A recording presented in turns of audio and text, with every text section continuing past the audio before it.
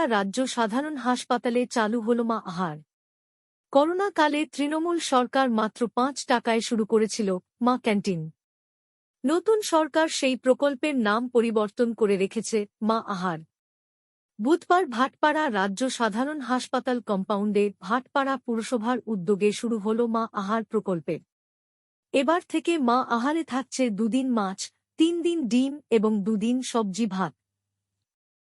উক্ত প্রকল্পের শুভ সূচনায় এদিন হাজির ছিলেন ভাটপাড়া পুরসভার এক্সিকিউটিভ অফিসার দীপায়ন দাস, পুরসভার সচিব সুজিত হাজরা, হাসপাতাল সুপার মিজানুল ইসলাম, বিধায়ক প্রতিনিধি রিতেশ সিং, প্রাক্তন কাউন্সিলর সত্যেন রায় প্রমুখ।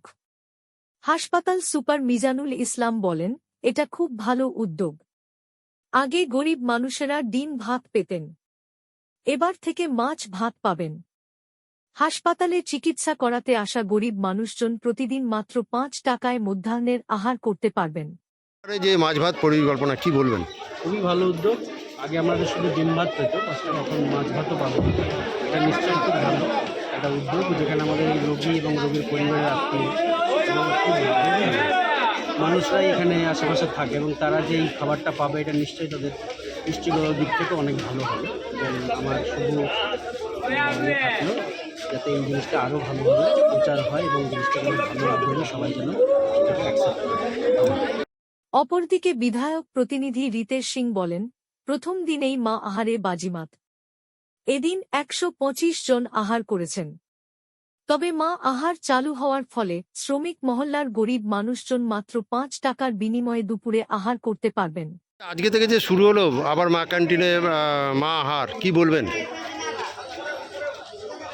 এটা আমাদের সরকারের একটা ভালো প্রকল্প। আজ থেকে শুরু হলো। আমাদের মুখ্যমন্ত্রী বলেছিলেন কি মাছ ভাত চালু হবে, সেই জন্য মা ক্যান্টিন আজ থেকে চালু হয়েছে।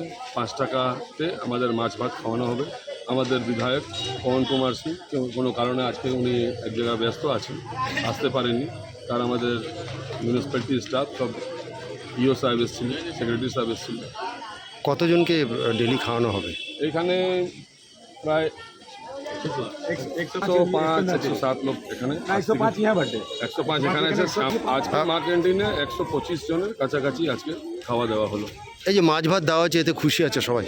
হ্যাঁ, এখানে তো লোক আছে, গরিব লোক আছে, নিরীহ লোক আছে, 5 টাকায় মাছ ভাত পাচ্ছে। মুখ্যমন্ত্রীকে কি বার্তা দেবেন? মুখ্যমন্ত্রীকে আমরা ধন্যবাদ বলব যে আজকে থেকে উনি যে চালু করে আনলেন আমাদের মা ক্যান্টিন। এখানে অনেক গরিব লোক থাকে, জুট মিল ইন্ডাস্ট্রি আছে, তাতে খুব উপকার হবে এই ক্যান্টিন।